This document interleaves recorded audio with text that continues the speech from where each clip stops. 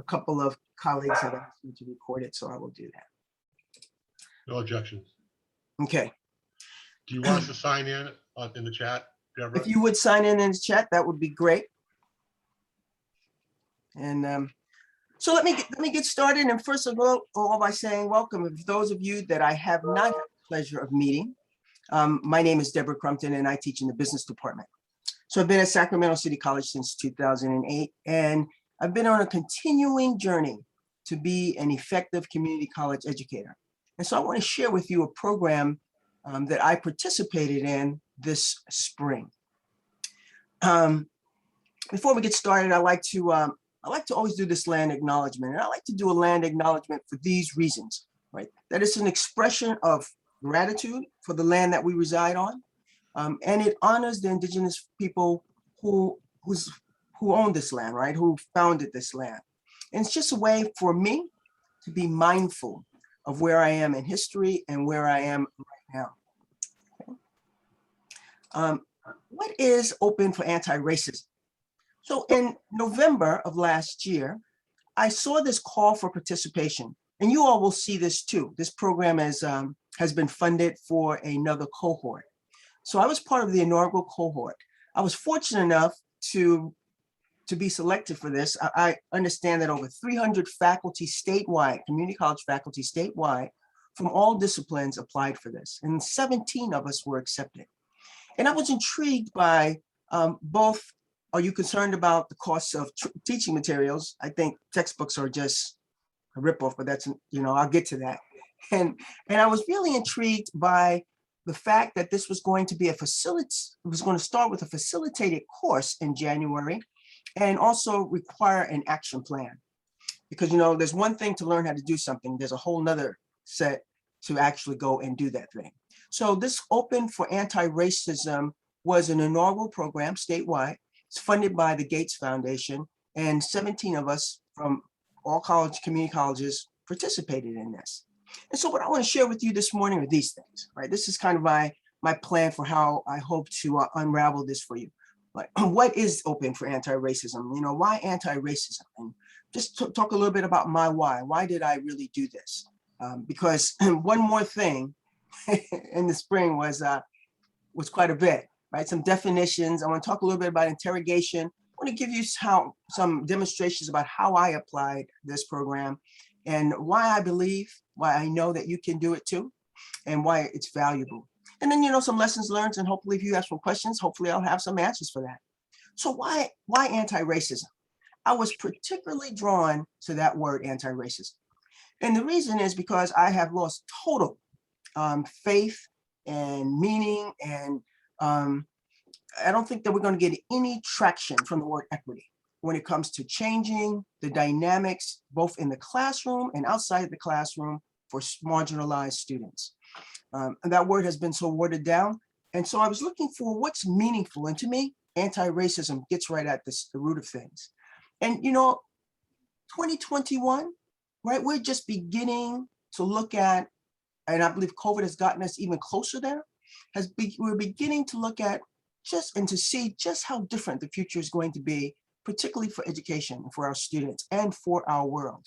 And so, the students that we have the privilege of teaching and interacting with, we know that they're the shapers of the future.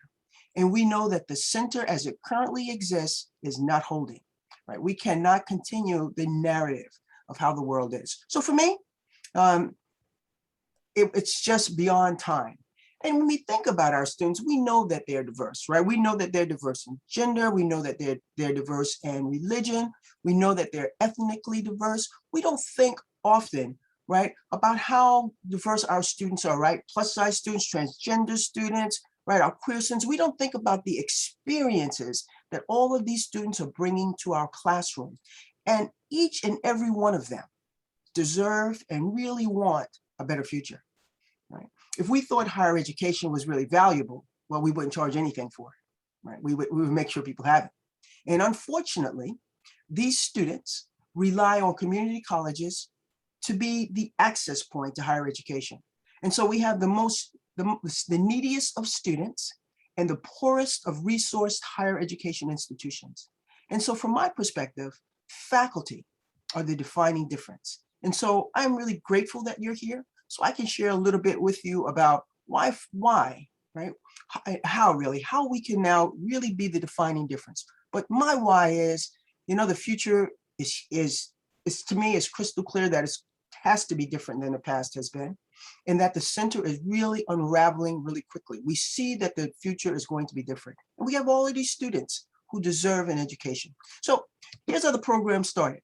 We had to come into the program with some agreements about definitions and some truth finding.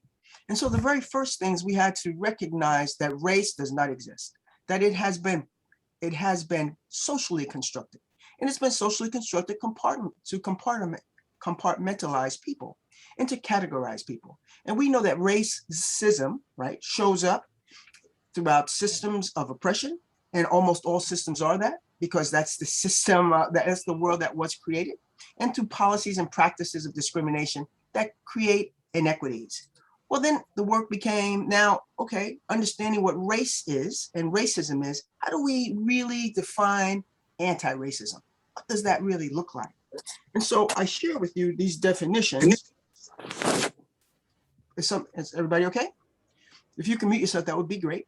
I share with you these definitions because these are the definitions that we embraced. We, the cohort of educators, community college educators, your colleagues, my colleagues, to get behind this work, right? It's a work of actively opposing racism, advocating for change, right? Identifying where it exists, looking at organizational structures and policies and attitudes, right? Looking at how power can be redistributed and shared. And these definitions are key, right?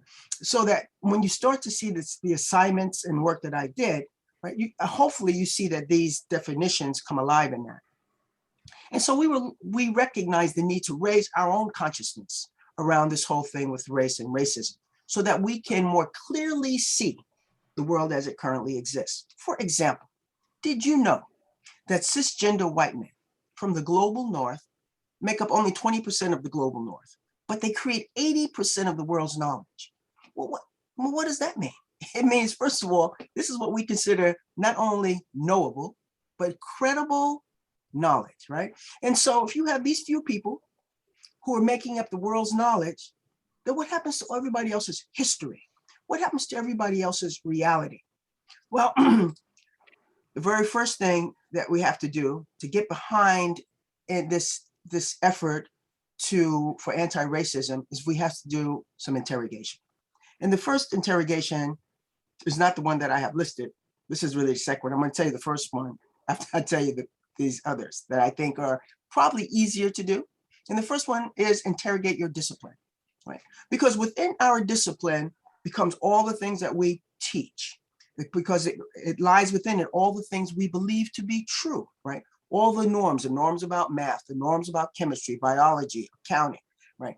And often we don't think about the thinkers who really crafted the discipline, the time in history where they were, and their biases, right? Like Charles Darwin, right? Who came up with survival of the species, who, when we look at Charles Darwin's belief system, is really racist, right? So, but this is where our disciplines, this is from which they emerge. And so looking within our disciplines is key. And after we look within our disciplines, we must interrogate, we must ask some tough questions, right? Who are the dominant voices? Right? What are their beliefs about this particular discipline? How are they being reinforced? Because this is what I'm doing as an educator teaching this, right? What's missing? Whose voice is not being heard in this entire realm of what I propose to be truth and accuracy? And as we look at our discipline, I think we have to interrogate our textbooks. Right? It's so interesting. In 2019, I had the opportunity to go to Ghana. And when we were in Ghana, we went to one of the universities there. And so as I'm naturally drawn to bookstores, the very first place I went was to the college bookstore. And I decided, let me go see what the business book looks like in this bookstore in Ghana. And lo and behold, it was the exact same textbook that I'm using to teach Introduction to Business. And I realized that, these narratives that come from the what we call the truths of our discipline are transported throughout the world, and they marginalize people globally. And so looking at our textbooks is key, right? Whose narrative is being portrayed? And does that narrative serve the students that we are purporting to be educating, right? Who's missing and who's being marginalized? It's hard to interrogate our textbooks because they serve us, right? Our textbooks, particularly our published textbooks, they serve us. And when we start to interrogate it, often it means, you can't ask a question without the answer coming forward. You may disagree with the answer or disavow the answer, but the answer always comes forward. And when you find out that your textbook is marginal, then the question becomes, well, what now? What do I need to do? So once we interrogate our textbooks, we must interrogate our curriculum, right? These standards, these student learning objectives, where do they come from? Within whose context do they reside, right? How do we come to adopt these evaluation techniques that we purport, or how we assess knowing? How is knowledge created?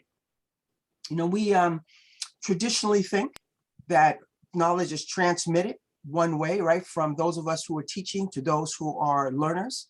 We don't really, in the Western view, in our Eurocentric way of teaching, we don't really have a reciprocal means of educating. When we look at our curriculum, we lay it out, right? We get our syllabus and we make sure our syllabus matches it, and then we roll it out. But to really be open for anti-racism, to equitize our classroom, to democratize education, we must be willing to interrogate this. And not to interrogate in a way that says what's wrong, that asks these questions, right? Within whose context does this reside? What norms are being perpetuated, right? Who's missing? Who's marginalized here? What about the experiences of all those students that I showed you in the very beginning, who we know are in our classrooms? Do they see themselves in this curriculum? Now, the toughest interrogation is the one I left for last, the interrogation of you. The interrogation of me was the toughest interrogation of all. And it starts with, I believe, just looking in the mirror and say, what do I really believe? How have I come to believe this? And, it's kind of like parenting. I remember when I was raising two children that I did not give birth to. And they were my godchildren. And I ended up, they came to me when they were 7 and 12 years old. And I found myself all of a sudden a parent. And who teaches us to parent? And so I did what my mother did to me.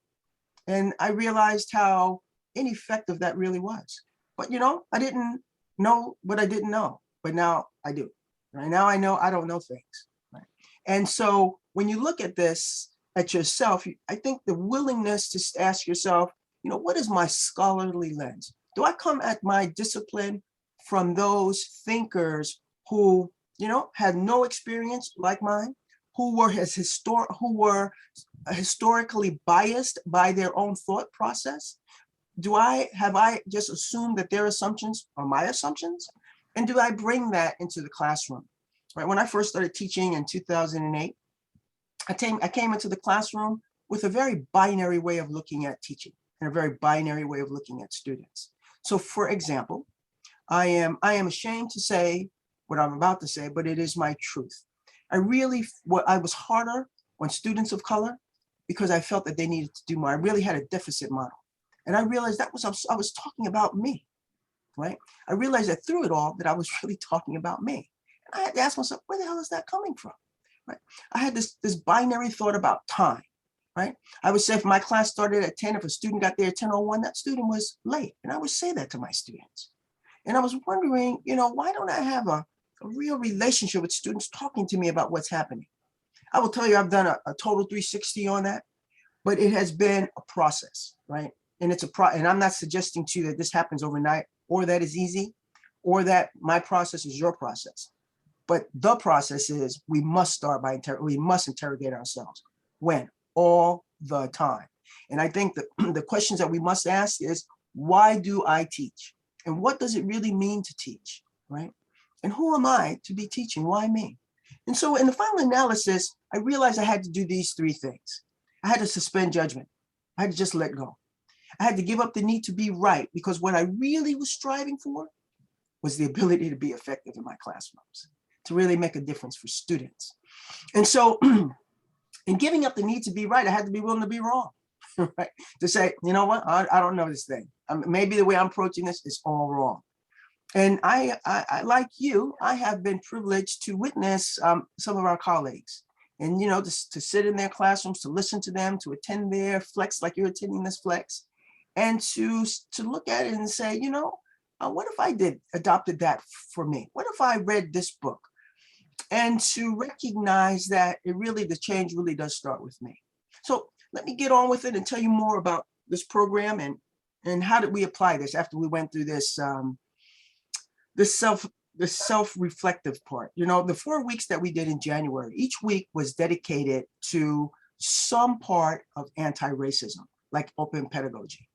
But in addition to, in addition to looking at a subject like open pedagogy, we also did a self-reflective part every single week. That's how is this moving you? And so we had this mandate, for lack of a better word, to always look within as we were embracing this material. And there's no really good time to do this, right? January, I found myself really strung out. I'm like, what did I sign into, right? Because January is the start of the semester was starting, right? It was just a lot of stuff happening at once. But it's amazing what you do when you have to do it, right? You all remember that when you have to do something, you just kind of clear the decks and it happens if it's important to you. And so as we started to embrace this course, open pedagogy became really the clarion call.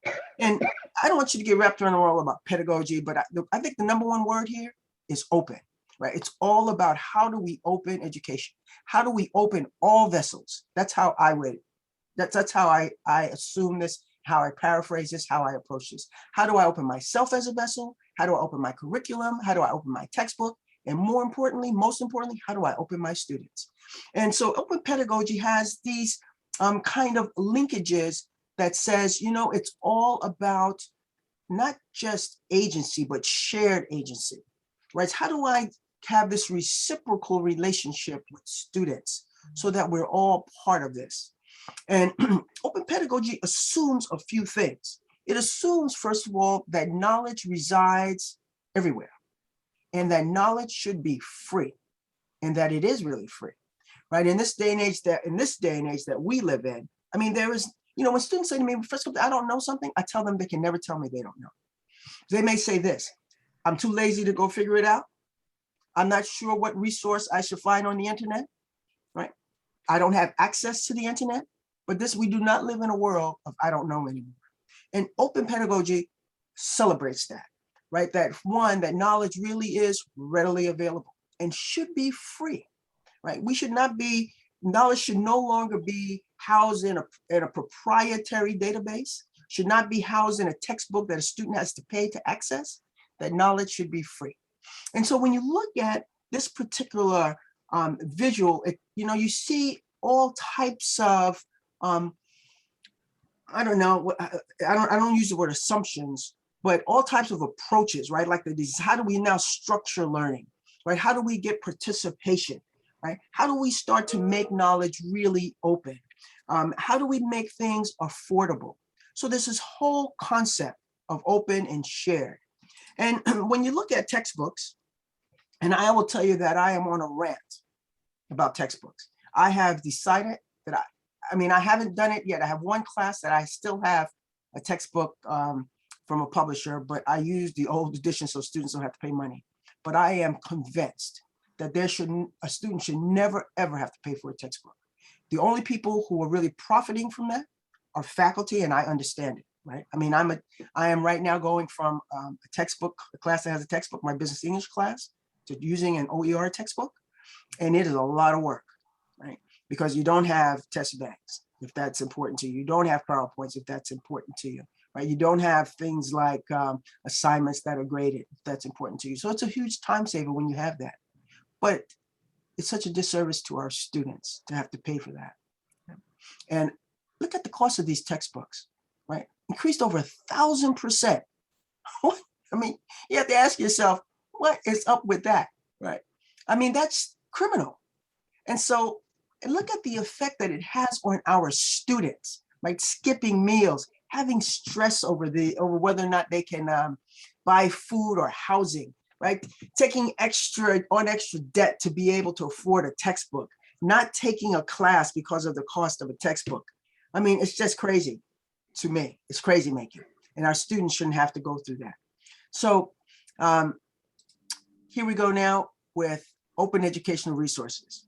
And I will tell you, I came into this program not really having a lot of, not having a lot of knowledge. You know, not having a lot of knowledge can be a really dangerous thing, can it? You say, well, you know, what are these OER textbooks? Well, they're free. Free means that there aren't, this is my inner talk. Free means there aren't any good. I think I might even had said that to somebody. I'm sure I said that to somebody at one point. I'm not going to an OER textbook. These things are lousy. They need a lot of work, right? They're missing stuff, but I had no idea of what it was really all about.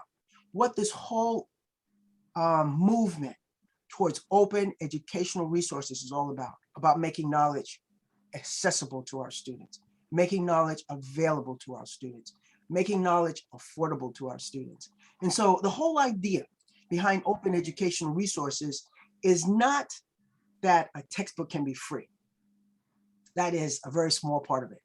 It's the permissions that you get with it to be able to reuse it, to remix it, to revise it, to adapt it to your class. And for me, and for our colleagues who have stepped into OER, we recognize that it is a way to bring marginalized voices into the narrative.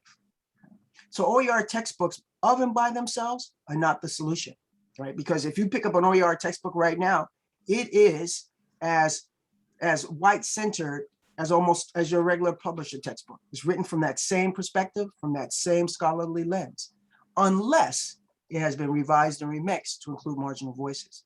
So I'll show you a little bit about how I did that, a little bit of that. So we know that our minoritized students are more likely to be affected by the cost of textbooks. And so, you know, all students, minoritized, all our students, community college students, have said, listen, if I didn't have to pay for these, I would be more likely to take a class, and I believe I'd be more successful. And I don't know about you, but I've had students who have called me and texted me and asked me about textbooks. Is it going to be free?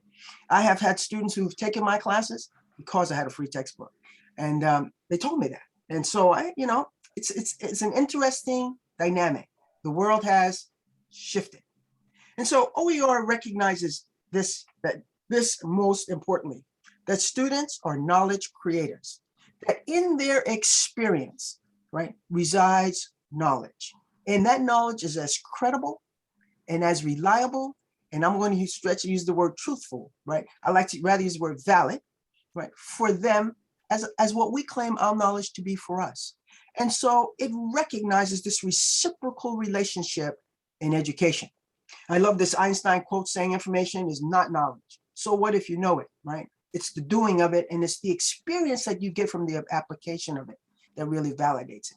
And so that approach, right, to OER is, for me, life-changing. And so it was now time, after we went through this 4 weeks of this program, to come up with an action plan. And so we had to pick a class. That was part of the agreement, that we would pick a class that we would do at least one thing in. We would do at least one assignment. We make one change, right? We take an OER text and we'd bring in a marginalized voice, but they had to do something. So I chose my introduction to business class. Oh, I see the R is missing there. Anyway, my introduction to business class. And because it's the class that is our bread and butter class in the business department, we have more students coming into this class than any other class.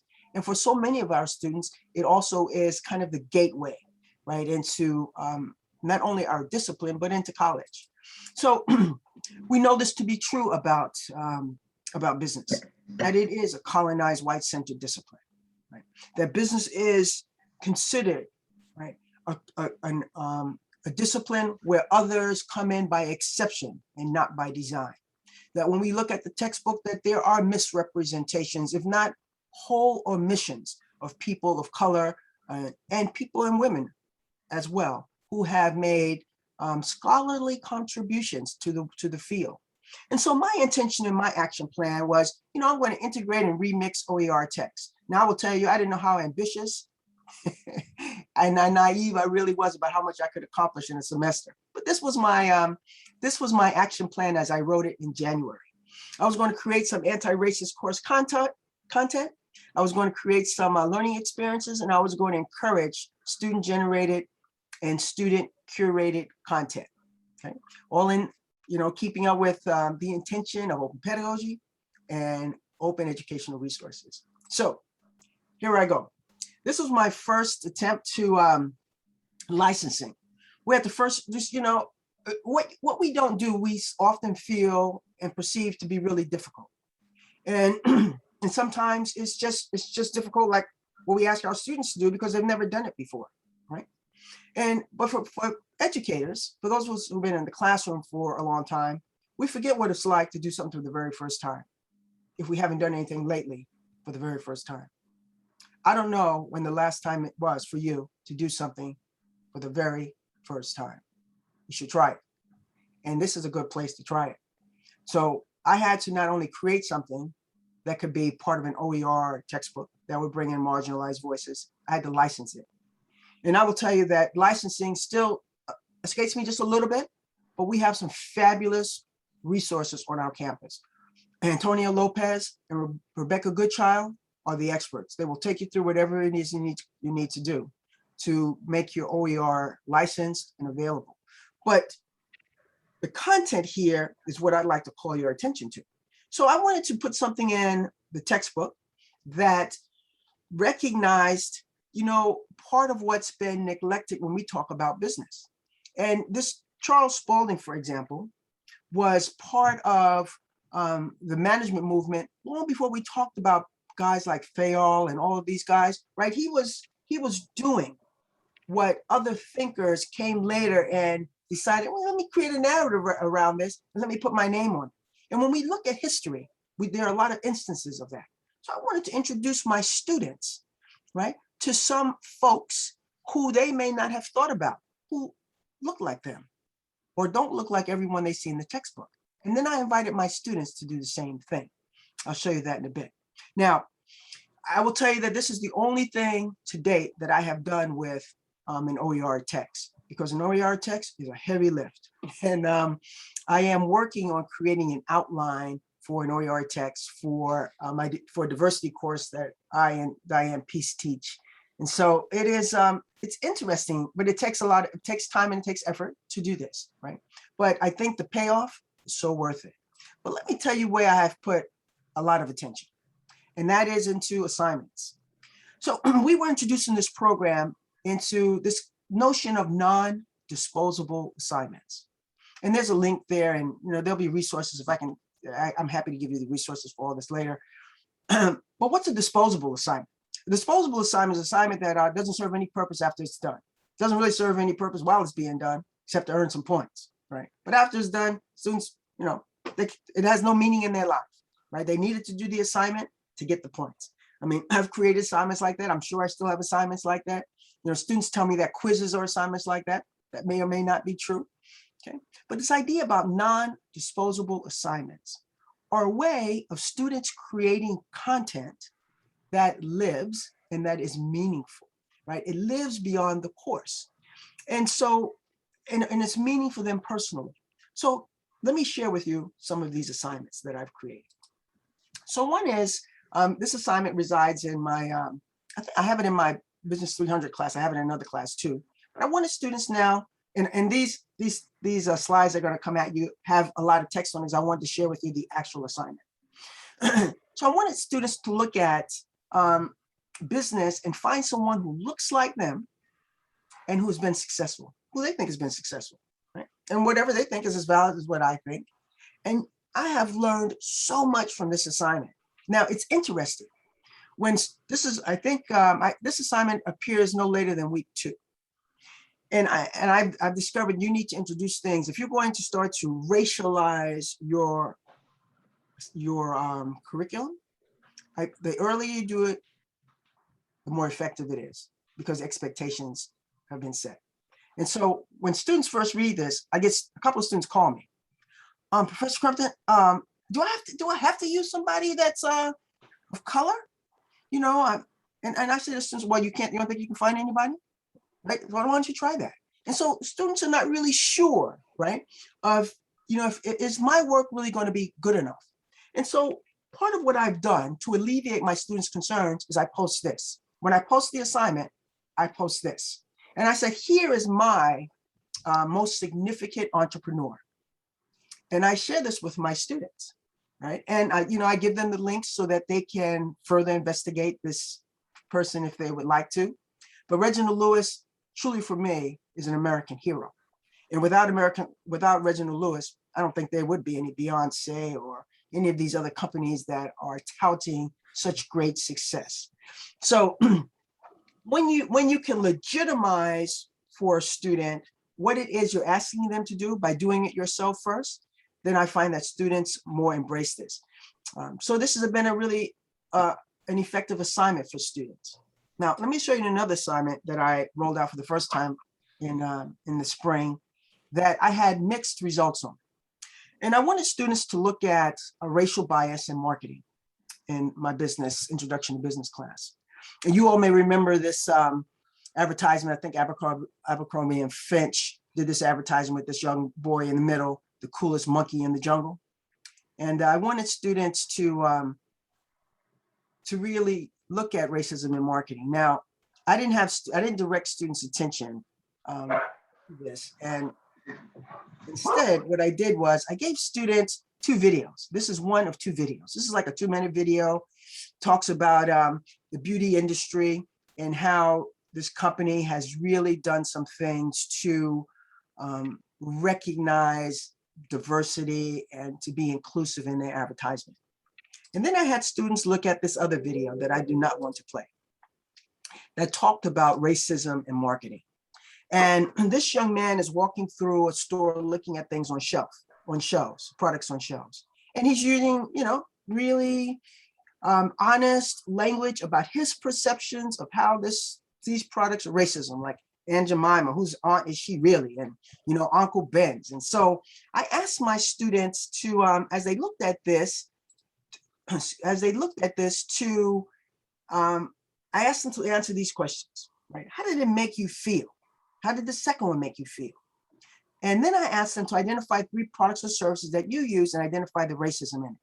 That was not an effective question, right? I've learned that didn't get at it, right? That wasn't pointed enough for my students. Some of them said things like this: I don't have any. Right? I don't use any products that have any kind of racial bias at all, right? And the last question, have you been treated unfairly or unjustly discriminated against? That didn't get at it exactly either. So questions 3 and 4 did not get at what it was I wanted students to get at. I wanted students to have new eyes, right? My goal in having students look at and asking students these questions is to give them more vision, not to validate the vision they currently have, to give them more vision. And so when I look at responses, I recognize where I fell down. So now, or where I fell short, I should say.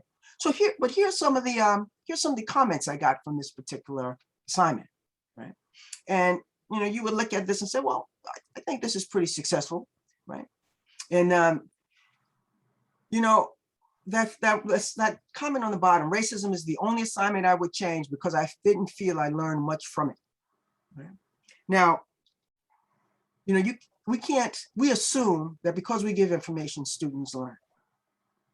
And I would say, that's not how learning happens at all. One of the most interesting comments that I'm getting of late, I don't know if you're getting these comments from students, is I just feel this online learning, Professor Crumpton, is I think I'm teaching myself. And I say this to my students: you always were teaching yourself. You always are teaching yourself, because you sit in front of an instructor where you think that, that's not where the learning happens, right? The learning is always something that you are engaging yourself in. And so it's interesting to see this comment because I didn't learn much from it. So part of it when I read this is I didn't push a student enough into it. And so my questions this semester will be much more directed to get students engaged in it. But here are some of the comments that I got that I wanted to share with you. right? That second comment from the student of color said, my blood began to boil. He talked about his dad. This was a student, a Latino, and he talked about his dad going shopping with his dad and how, you know, this man had talked to his dad like his dad was just an imbecile, and how it made him feel. And this was many years ago that this had happened to this student. And so, you know, even now he's feeling it, right? But this was an opportunity for this student to express this. And, you know, and then the comment for a white student that I am not my ancestors, you know, is not an uncommon one that I don't hear from faculty, right? And it's not a matter of who caused it, right? That's one issue. Who causes the discrimination? Who caused the inequity? It's a matter of the perpetuation of it, right? If we say, you know what, I want to be part of what stops the perpetuation of it. So as I said to this student, you're right. You're not your ancestors. I'm not mine either, but I am, right? I do carry whatever that history was. It's part of mine, right? And it's just like it is your, I believe, mandate as we become more global citizens, hopefully people who have more compassion, more empathy, to recognize where the inequities are and say, you know what, I'm either doing one of two things. I'm either perpetuating it or I'm doing everything I can to resist it. And so, you know, it is, you're going to get these kind of comments from students. Last semester, I had a student who called me and said, you know, Professor Crumpton, have you noticed on the discussion board that most of the white kids aren't saying it, most of the white students aren't saying anything, right? And they're being safe, and that's okay, right? This is not to push anything on anyone. It is to open eyes and to just have ideas rub up against each other. I believe that's how learning happens. All right, another assignment that I haven't done this one because of COVID, but this is an assignment that, excuse me, I used to do in my Business 300 classes, my introduction to business classes, that would have students walk about their neighborhood. And this assignment is supported by, I think it's an 8-page PDF that I give students, where they have to actually fill things out. So they have to go in their neighborhood and they have to list the schools that they see. They have to list their elementary schools, the high schools, and then if they don't see any, they have to tell me why do they think they don't see that, right? They list the liquor stores that they see.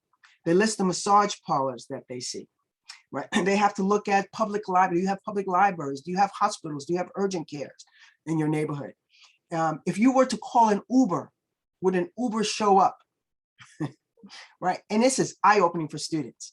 And when I did it in the classroom, I would put students by zip code, because they have to put their zip code on the assignment. So when I give it back, I put students in groups, and the conversation would just take off, right? About get all the liquor stores in my neighborhood, right? How come I have massage parlors, you don't have massage parlors? Students, I don't really have to do anything. I've opened the container. And I think that's what it's all about, is opening the container and letting students see for themselves where these inequities might be, and to begin to ask the question of why. Why is it this way, right?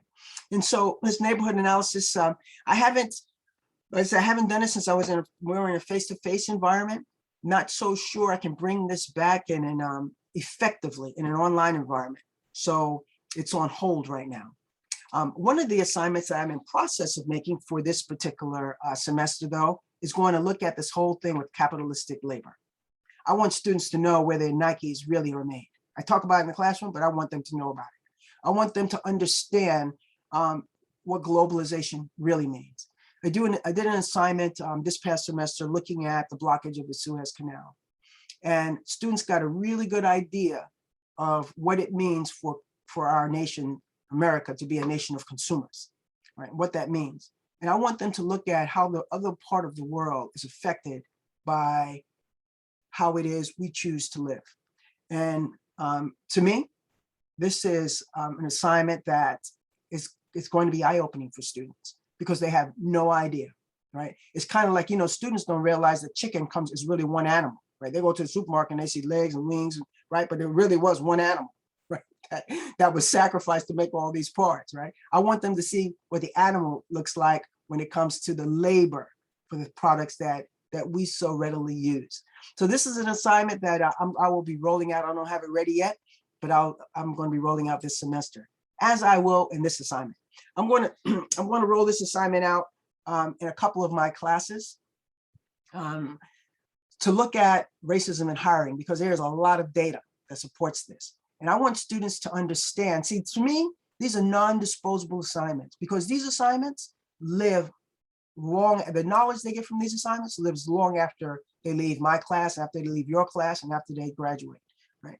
And they can recognize when they get in the workplace, what's really happening here, right? They now have this kind of knowledge because they've had this experience with it. They've even created content around it so that they are not naive and they are better prepared for what may happen when they get into the workplace. Okay, so that's the assignment I'm rolling out. This assignment is, I'm calling this a twofer. Right? When we look at our students as well as our world, I want students to understand the bias that exists in plus size folks, particularly in leadership. And so I am rolling out this assignment for students so that they get this knowledge. Now I've taken, this is really busy.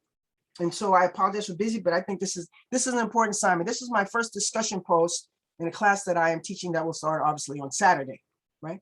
And I teach this class in business English that really is just about fundamentals of writing. And I've approached it like that, right? Capitalization, sentence structure, and all of that. But you know, I said, how do I now introduce into this class an anti-racist lens so that students can see themselves in this particular discipline? And I realized that, you know, what's the importance of language? Oh, it's a cultural thing. So, you know what we ask students to do, we have to first go learn ourselves, yes? And so that was the work. And so I found this incredible assignment, right? If culture was a house, then language was the key to the front door, to all rooms inside. I love that. And so I have students looking at this website, and there's a graphic on this website. Let me show you the graphic. This graphic is on that website. And I asked students a bunch of questions that you just saw, but one of the questions that I asked students is, are you represented on this graphic? Is the language of your culture on this graphic? And I know for my Black students in particular, it isn't.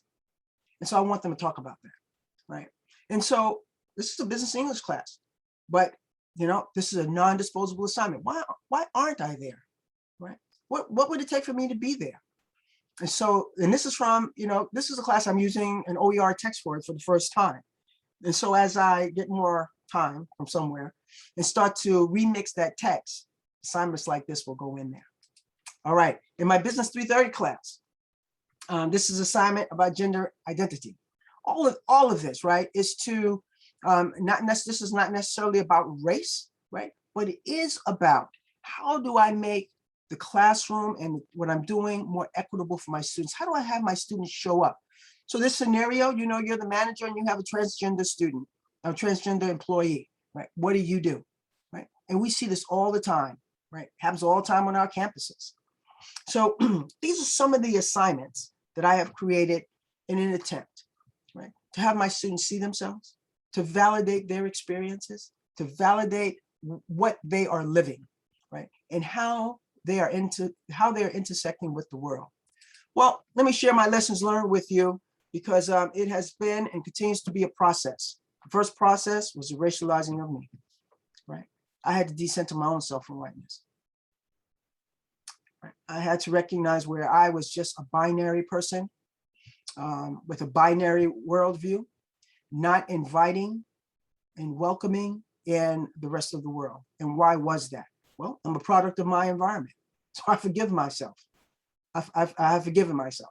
And so now the work becomes, I got to learn it, right? What I was not taught, I have to go learn it. And like my students, you know, I'm doing some things for the very first time. And it's easy to decolonize the syllabus. I did that really early on, right? How do you decolonize your syllabus? You know, the first thing I would tell you to do is put some images in there of some folks who look like students. That would be helpful, right? And to look at your language and say, is this binary language? You know, how do you tell that? Well, if you don't do this, is that a penalty? Right. So, for example, I had no late policies. I started with no late policies. I'm going back and forth from that. Now I have a late policy. And my late policy says this. I want you to, you should be submitting things on time, right? And I talk a little bit about that. But life happens. And so if life happens and you have to submit, and I'll take anything 5 days late, And the first time you submit it 5 days late, it's free. There's no penalty. If after the first assignment, you have more assignments that are late, you may incur a 20% penalty, right? And I have the word may in there because sometimes there's a really good reason, right, why a student is late, right? Hospitalization, childcare, lost the internet. I mean, there are so many reasons, right? And I recognize, what I really want is students to do the assignment, right? If I have a policy, I don't take any late, they don't do the assignment. If they don't do the assignment, they don't get the learning. I really want them to do the assignment. And so that's part of the question, like, why do I teach, right? What does it mean to teach? That was the very first questions I shared with you. Why do you teach? What does it mean to teach, right? And so decolonizing the syllabus is, must mean that you've decolonized yourself. Because if we say something that isn't true, then we will soon show up as an imposter in our classes. So I would just encourage you not to say anything to students that you don't really mean and you're not ready to stand behind. If you're not sure, you say students, I don't know, right? So this OER textbook adoptions is something I'm working on. I am convinced, right? I hope to convince at least one of you to stop using these publisher textbooks. They are a way of not only colonizing our students' minds, and they don't do anything except fatten the pocketbooks of these publishers. They serve no other purpose other than, I know, make your life easier. And we're in that same boat, right? All right. And I've created some assignments. All right, my lessons learned. So the movement to anti-racism requires a movement through racism. There is no other way to get there. You cannot get to the other side of it without going through the valley. And I think that's true in life as it is in learning. There's no other way around it. And there is some time, energy, and effort required. That's undeniable. It's going to take some work, but it's all worth it. It's worth it. It's been worth it for my personal growth. It's been worth it for my validation of the work I'm doing, and it's worth it for your students, to see your students really get into it and appreciate it and see themselves. It's worth it. So I want to say to you, do this. Create one non-disposable assignment in any class you teach, right? You can do this in math and chemistry, in any subject. Create one assignment, one non-disposable assignment between today and Sunday. Roll it out in your class by week 2. Allow your students to get into it and to see themselves. Allow them to create knowledge. Show them the value of what it is they're learning. Don't just give them the textbook stuff, right?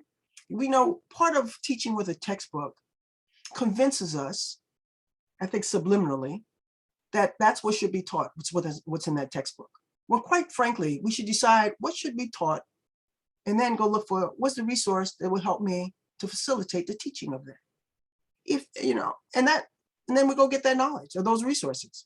So I would encourage you to, for a moment, to step away from the textbook, to think about your discipline, to interrogate it in a way to say, what's missing, whose voices are missing, to think about your curriculum, to look at those student learning objectives, and to say, how can I bring marginalized voices into this?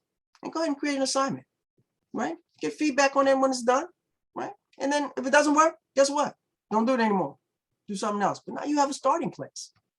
And then, and I would offer you these resources, right? During the semester, investigate one of these, just one. So you've created one assignment, and just investigate one of these, right? This is a way, these assignments are ways, these resources are ways that educators have looked at how can I have a student co-create knowledge with me, right? So you see that Robin had students do textbooks. And I'm putting some energy in on that because that's where I want to get to by spring. Right? This Wikipedia project, I think you will find fascinating, right? How can students help create this whole bank of knowledge now that is not only valid, but credible, right? Where their voices show up, right? What about a textbook? Students create, a test bank. What about students creating a test bank? I think I'm going to play a little bit with that this semester. Now, when I say play with this, that's kind of how I look at it, right? It's play, something's either work or it's play, but it's play from this perspective. I've given up the need to be right about it. It might not work, right? And the work in this is really giving students explicit instructions because one, they're not trusting. They have every reason not to necessarily trust you and I, right? Because we are the keepers of the grade, that's the first thing, right? And we typically don't show up in our full vulnerability and authenticity. We typically stand behind some credential, right? Or some syllabus that puts out the rules of things. And so students, rightfully so, are very apprehensive to just go and try this thing. And so I would encourage you to find a way, right? I don't know, maybe that's an introductory video or whatever, to encourage students to trust you and to see this as some sort of play. And that, you know, we're playing to try to find the right rhythm is what I like, the verbs, the verbiage I like to use with students, trying to find the right rhythm here so that we all show up in this discipline and you see that this really works for you. Our larger work in the doing of this anti-racism work is to get educated, right? To fill in the gaps of what we don't know, to first recognize we don't know, right? And we tend to live, for the most part, really segregated lives. I think that's the truth of it, right? Think about when you go home. I mean, who are your friends? Who do you invite to your home? Who's been to your home? Where do you go to worship, right? Where do you go shop, right? We tend to live really segregated lives. And so we have to educate ourselves. We have to fill in the blanks, to be courageous in this work, right? To really call it out as we see it, to stop tolerating, right? More of the status quo, to hold not only yourself accountable, but other folks around you accountable when they're saying things that just are not true. And more importantly than that, when they are hurtful and absolutely discriminatory, right? We have to get beyond the place where we know that we're going to lose a certain number of students because of our discipline, right? So lead the charge, be part of that, right? You can, I think we vacillate between leading and following. I think what leading is really what every educator should be doing, and seek ways to support this work, right? I'm hopeful that one day, maybe next semester, not this one, but maybe next semester, we can get a group of like-minded folks and we're all working in our discipline. But how do we make our class anti-racism, more anti-racist, right? How can we come together to support each other in that, right? Here are some resources. And there are too many for you to copy down. For those of you taking pictures, you know, if you just write me out, I'm happy to send this thing to you. Send me an email or whatever it is. But I believe this to be true. I believe that you and I can transform the world. I believe that our students are the transformers of the future. I believe if we want a better tomorrow, you know, as we look at these forest fires and, you know, if we want to change climate, for example, we can do this thing if we have the will. And if we're willing to suspend judgment, give up the need to be right, to admit what we don't know, and to start to become learners again, that we can do this thing. That, as Bell Hooks says, you know, our classroom is the most radical, revolutionary place on the planet because we have that kind of capacity and that kind of effect on our students if we choose to step into that place. But I want to remind you of these three things, right? You can only lead other folks where you're willing to go. If you're not willing to go into this space, then they won't go either. You can only teach what you know. You got to go out here. You got to learn this stuff, right? You got to do this thing. And it's, you know, it's not a static process. You're always learning and unlearning and learning and relearning, right? This whole thing about open educational resources, open pedagogy, totally new to me. I had never even heard the term open pedagogy until January, right? And it has lots of components, right? And you can only give what you have, right? Compassion, understanding, humanity, right? You can only give that if you have it. You know, so many of us talk about how we want to help our students, but we look at our students as though they are in need of saving, when quite frankly, it's often us that's in it, right? We're the ones that are in need of saving. It's not about saving. It's about, why do you teach? And what do you hope for students to get from having an experience with you? So I appreciate you for listening. I think I have 5 minutes left. I would ask you to make sure you complete that sign-in sheet. I believe I put it, a sign-in and evaluation sheet. I've put it in the chat, and I am open for questions. So I'm going to turn this off, stop sharing, and see if there are any questions that I can answer.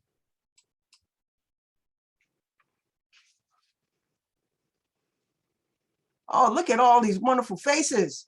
people I haven't seen in so long. I hope you all are well. Okay, I see Riyadh. I'm just clapping. Oh, you're clapping. I really like that. I wanted, well, I guess since you called on me, I can say something. Oh, no, I thought your hand was up. I'm sorry. No, it's okay.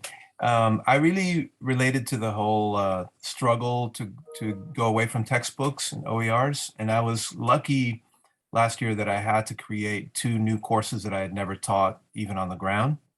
And so I took the opportunity to create curated content from all over the web.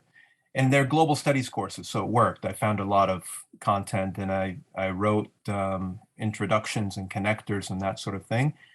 And one thing that I have to say is that it was so liberating, not just for the students, but for me, to know that I could not be dependent on a survey text and the structure that sometimes imposes on the content of a class.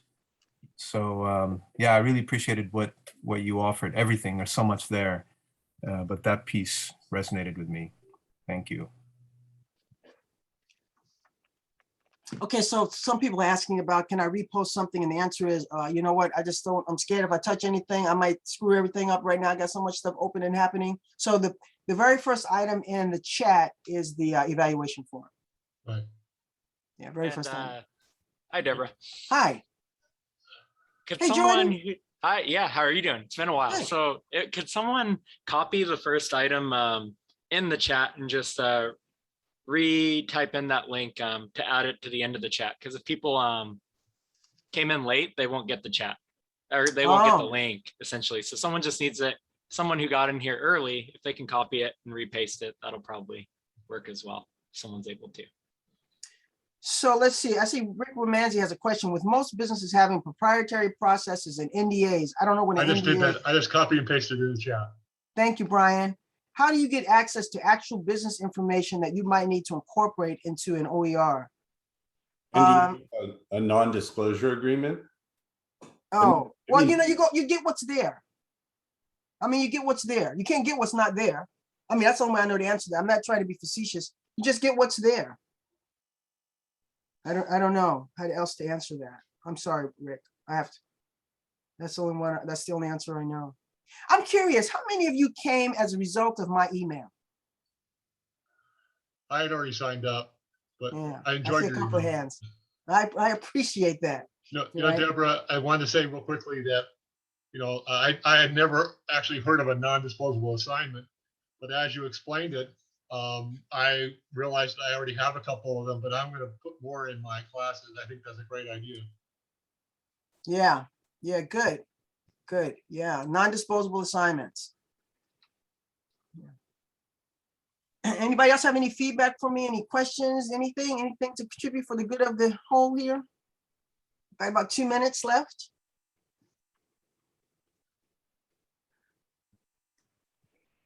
Thanks for doing the training, Deborah. I really enjoyed hearing about the course you were in last spring. I remember you telling me about it, and there are a lot of really good ideas. So thank you, lots to think about, and I'm going to be emailing you for some further information about some of those examples you shared. Okay, terrific. I'm happy to share whatever I can. Well, I hope you all, are there any other questions or anything? I hope you all have a great semester. You know, I know you're like me, as mindful of situations that our students are going through and our colleagues who are unfortunately affected by this, the fire season and the pandemic. So I hope you have a wonderful semester. I hope your semester is productive, and I hope you and your family stay well. Stay well. If I can help in any way, you know how to reach me. It's 11 o'clock, and I think our time is over. Thank you so much, everybody.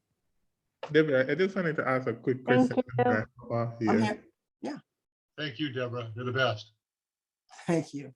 Hey, Devon, so good to see you. So good to see you. Is open pedagogy now encompassing of culturally responsive pedagogy? Yes. Because, you know, when you're talking, I'm like, oh, this is culturally responsive pedagogy. So I just wanted to understand if it's a new term or it's just culturally relevant pedagogy falls under it. Yeah, culturally responsive falls under it. So open, the whole thing, the whole real defining word is open, right? So culturally responsive pedagogy is not necessarily open, right? So the idea is that however you're teaching, whatever term you're using, that it be made open, that the resources for giving knowledge be made open, that the knowledge that is created is reciprocal between yourself and your students. Okay, I see. Yeah. There's a lot to open pedagogy. I will tell you that I've watched so many videos and all of that and read so many things. So there are a lot of moving parts to open pedagogy. And I think I think we're going to see the term change, but I think the word open is what it's all about. It's how do we make education not only culturally responsive, but open to everybody. Okay. Awesome. I'm doing a session on that tomorrow. So What time is your session tomorrow? 1 p.m. Okay, I look forward to being there. All right, thanks. All right. Bye, good to see you. Good to see you always.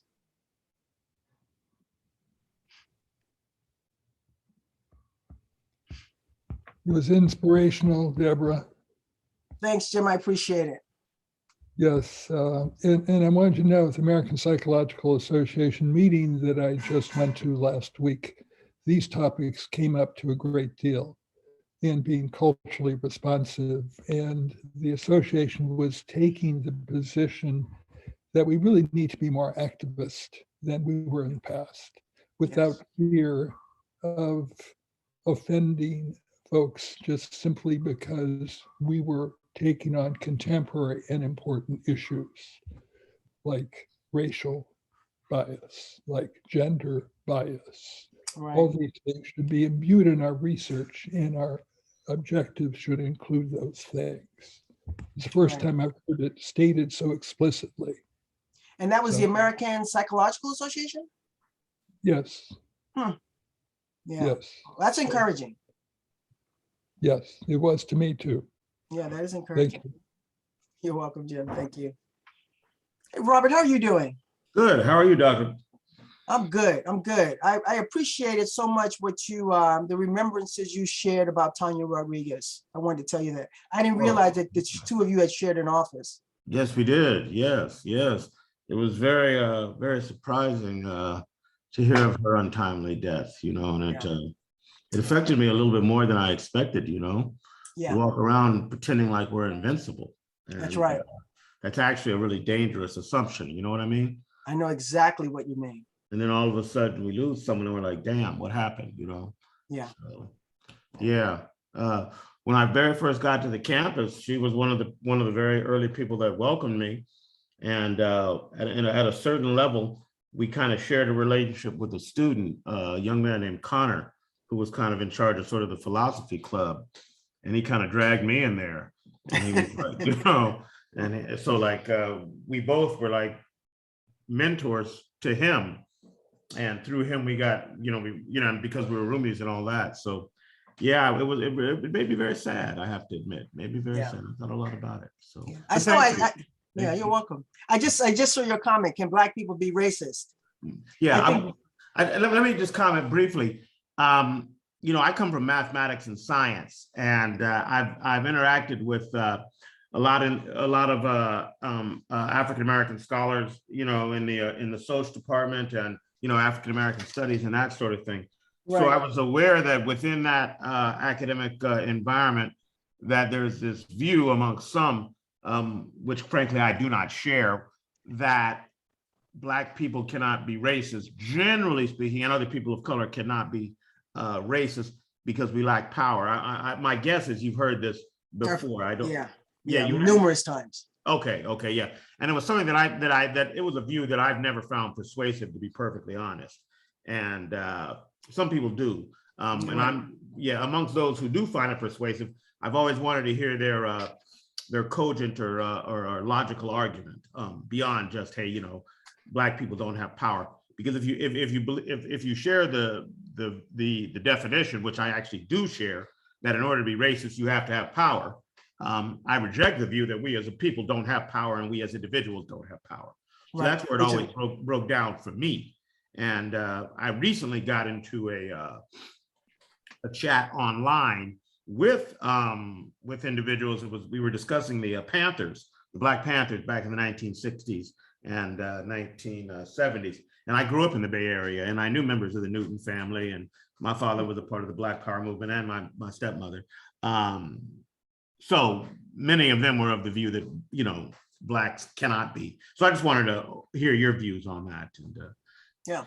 And You your know, history. yeah, you know, my view is that, of course, Black people can be racist. Okay, yeah, And- I'm at the, of course we can. Of course Yeah. we can.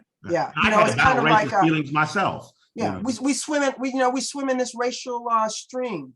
And Right. so, you know, we perpetuate unless we do something consciously, right? But we are also always swimming upstream in this thing, I think. And we have to be careful that we are not perpetuating racism, you know. And yeah, of course we have power. To say we don't have power is to say that we are either victims, Mhm. right? Or of course we Or have power. dependents, or Yeah. incompetent, or you Yeah. know, or essentially very little more than a slave. I mean, you Yeah, know, exactly. right? You know, and even slaves have power. I mean, Frederick right. Douglass and Harriet Tubman, through their wisdom, their ingenuity, and their tenacity, were able to improve their situation. And that takes power. You know, you can say we don't have as much power as perhaps the most dominant culture within our culture, but that doesn't mean we have no power. That's So right. yeah, this I've always thought this was that this view among educated people is actually a very dangerous one. And I've always felt, quite frankly, that if you truly want to fight racism, you really can't go around living in denial or creating a racial fantasy world where, you know, all of us are innocent and all of them are guilty. And then, you know, I think that actually perpetuates a racist feelings individually and as a group. So, Yeah, I would agree with that. yeah. I would agree with that. Okay, so you and I are on the same page. We're on the same page. Yeah, it would be nice to find someone who is not on the same page, because again, I've heard the simple argument about race and power, but even that, if you accept that definition, doesn't lead to the conclusion that they asked that it lead to. But so I would like, but it is a broadly held view. You know, it really is, and in fact, I was actually kicked out of the chat because I brought a different view. You know, now I was outnumbered, but I think my points were far stronger. You know, because people can segregate themselves and basically say, hey, and then create an echo chamber. You know, where everyone says, yeah, Black people can't be racist. You're right. Yeah, I can't be racist. And then when the skunk comes and says, hey, you guys, I kind of have a different view here, and they're like, no, you've messed up our utopia here, you know, and so they kicked me out. But, you know. Yeah, I don't see. There's only so much time and energy, and I don't see the value in putting a whole lot of time and energy in debating that. Okay, but you heard this debate before, right? Yeah. Oh yeah, yeah. Because it goes way back. I mean, it's old. It goes way back, Yeah. and I have been in some. When I used to go to the National Conference on Race and Ethnicity, I've been to some sessions where people almost came to blows over this. People would insult people's education. How you must not even know your history. I mean, it was it just gets really ugly. Yeah, And yeah, so, yeah. When I did it online, it got ugly. You know, they told me my views were a hot mess, poorly thought out, not a logical view, you know, all that. So of course I shot back. So yeah, what kind of Negro are you? I mean, they have all right. You have a slave mentality, you know. And I'm like, no, well, you got a slave mentality, you know, and all that. So it's unfortunate, because I think it's actually an important, it's an important discussion. The real one question I remember at one point was, what is the definition of racism? And my position was, and it was borrowed, was that racism is a set of behaviors.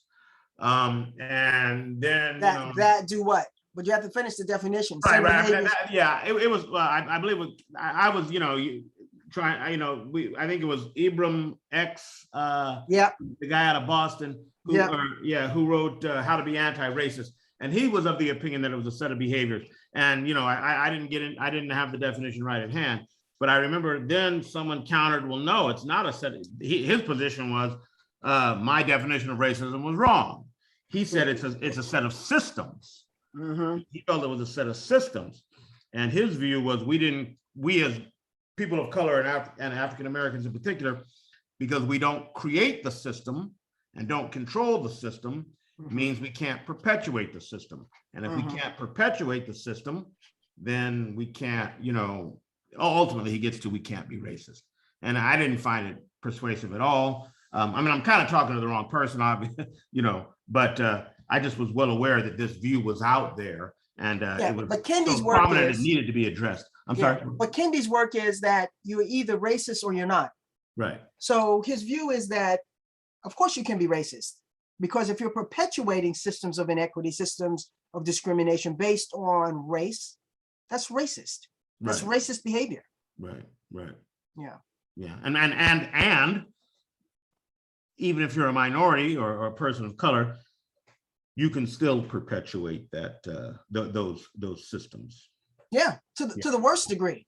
Absolutely. Yeah. And a denial of your ability to do that is Makes you really counter. dangerous. Right. in my Right. view. It's very count. Yeah, I agree with you. Yeah. So okay.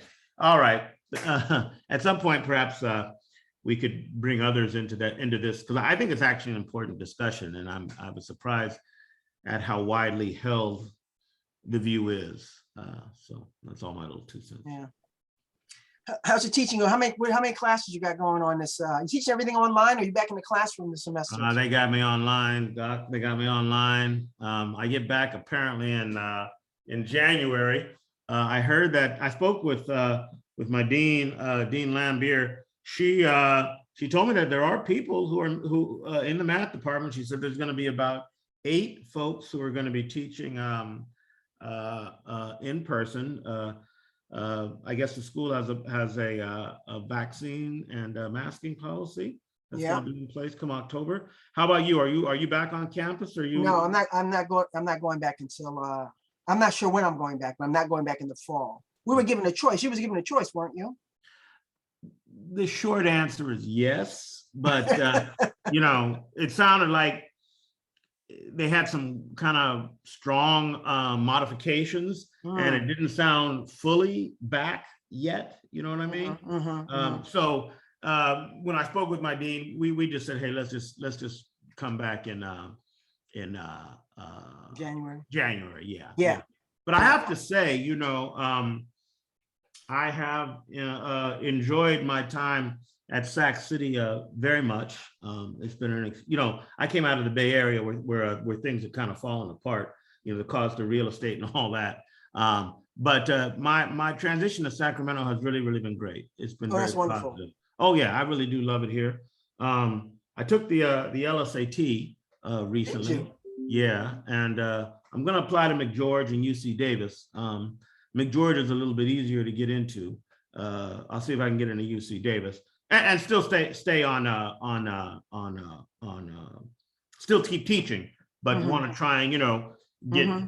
Frankly, I want to try and get a little bit more power to try and carry these fights more. If you understand what I'm saying, we all lived through the George Floyd summer and other. My day it was the Rodney King riots and all that. Oh yeah. So these battles continue, and they had the Watts riots before that back in my parents' days. So, I've always felt, I do recognize that a lot of these battles are regarding power. I just reject the view that we don't have power. I think you have to go get it, and you have to power. get it. You just got to claim it. Right. Right. Taught us that. Right. I mean, if you can breathe, you have power. It's at a certain level. Doesn't mean you have the most power. Well, only one person has the most power, and that can change. At any rate, but so I through I think having a law degree would help me be able to enter that space even more. Although being a professor is obviously a very important position also. I should ask, how are things with you?